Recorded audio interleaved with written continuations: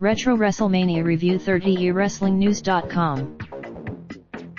Next up in the Retro WrestleMania Review series, we got from the Big Easy. Let's get it started. Daniel Bryan death. Triple H. Can you believe that Daniel Bryan was originally slated to face Sheamus at WrestleMania? If that happened, the funny thing is we have rarely seen Triple H face off against guys who wrestle a similar style to Daniel Bryan, much less people Bryan's size.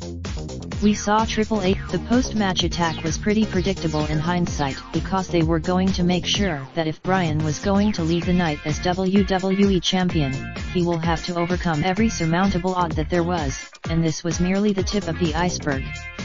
I think it would have been. There was also the question as to whether or not Triple H's ego would get the better of him and put himself over a guy he has no business winning against, much like he did against Centimeter Punk at 2011.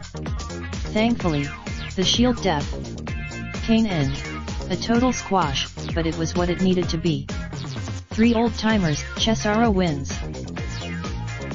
I remember marking out like a little kid when I saw Cesaro hoist the Big Show on all fours and splatter him on the outside of the ring.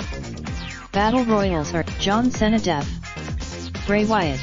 I think we are all in agreement that John Cena had no business going over Bray Wyatt here, especially considering the stellar performances Wyatt has had against Daniel Bryan and the Shield on PPV up to this point. Overall, this was kind of the wrong match to have, and between all of the rest holds and headlocks, it could be easy to fall asleep during this 20-plus minute affair. For all of that to Brock Lesnar death. The Undertaker, a match that still gets people heated up till this day, Lesnar ending the streak. When I was watching anyways, this match was pretty damn bad if I do say so myself.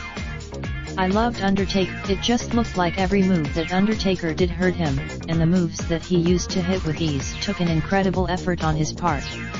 A part of me Trinity Fatu was part of the 3rd season of NXT, where she came in 2nd place. In 2012. Raindrop, drop top smoking, no cooking the hot pot. Fucking on your bitch, yeah, that. Looking up, open the park pot.